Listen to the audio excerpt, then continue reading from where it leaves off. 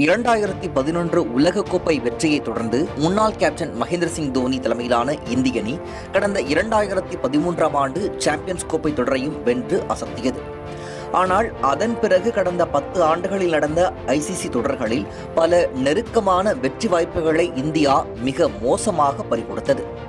2017ஆம் ஆண்டு சாம்பியன்ஸ் கோப்பை தொடரின் இறுதிப் போட்டியில் பாகிஸ்தான் அணியுடனான அதிர்ச்சி தோல்வி, 2023ஆம் ஆண்டு சொந்த மண்ணில் உலகக்கோப்பை தொடரில் வெற்றி வாய்ப்பை இழந்தது என இந்திய அணியின் வொஸ்ட் ஃபார்ம் கிரிக்கெட் ரசிகர்களின் தலையில் இடியாக இறங்கியது. இனி ஐசிசி கோப்பைகளை வெல்வதற்கான இந்திய அணியின் கனவு வெறும் கனவாக மட்டுமே இருந்துவிடுமா என விமர்சனங்கள் எழுந்தபோது, கடந்த ஆண்டு நடந்த T20 உலகக்கோப்பை தொடரை வென்று காட்டி ரோஹித் சர்மா தலைமையிலான இந்திய அணியினர் கிரிக்கெட் ரசிகர்களின் மனக்காயங்களுக்கு மருந்து போட்டனர்.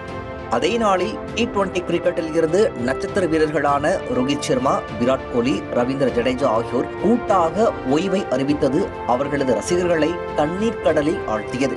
மும்பையில் கோப்பையுடன் வலம் வந்த இந்திய அணி வீரர்களை காண அங்கு திரண்ட கிரிக்கெட் ரசிகர்கள் 10 ஆண்டுகள் எதிர்பார்த்து காத்திருந்த கோப்பை வேட்கையால் வெற்றி மகிழ்ச்சியை கொண்டாடி தீர்த்தனர்.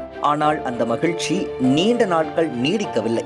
சொந்த மண்ணில் நியூசிலாந்து அணியிடம் டெஸ்ட் தொடரை இழந்த இந்திய அணிக்கு உலக டெஸ்ட் சாம்பியன்ஷிப் தொடரின் இறுதிப் போட்டிக்கு தகுதி பெற ஆஸ்திரேலிய அணியுடன் பலவற்றை நடத்த வேண்டியிருந்தது. பார்டர் கவாஸ்கர் தொடரில் வாழ்வா சாவா ஆட்டங்களை எதிர்கொண்ட இந்திய அணி 3-1 என்ற தொடரை இழந்து இறுதிப் போட்டிக்கு முன்னேற முடியாமல் வெளியேறினர்.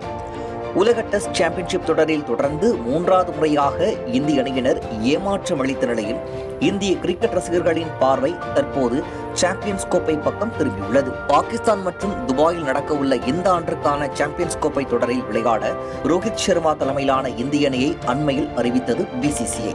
இந்திய அணியின் ஐசிசி கோப்பை வேட்கையை ஈடுகட்டவும், கடந்த தொடரில் பாகிஸ்தான் அணியுடனான தோல்விக்கு பழிதீர்க்கவும் இம்முறை இந்திய அணி சாம்பியன்ஸ் கோப்பையை வென்றே தீர வேண்டும் என்ற எதிர்பார்ப்பில் கிரிக்கெட் ரசிகர்கள் காத்து கிடக்கின்றனர். கௌதம் கம்பீர் பயிற்சியாளராக பொறுப்பேற்றது முதல் இந்திய அணி குறிப்பிடத்தக்க வெற்றிகளை பதிவு செய்யவில்லை என்பதாலும், அவர் பயிற்சியாளராக பொறுப்பேற்ற பின் வரும் முதல் ஐசிசி தொடர் என்பதாலும் இந்த சாம்பியன்ஸ் கோப்பை தொடரில் சுவாரஸ்யத்திற்கு பஞ்சம் இருக்காது எனலாம். தமிழ் ஜனம் செய்திகளுக்காக செய்தியாளர் நாகராஜன்.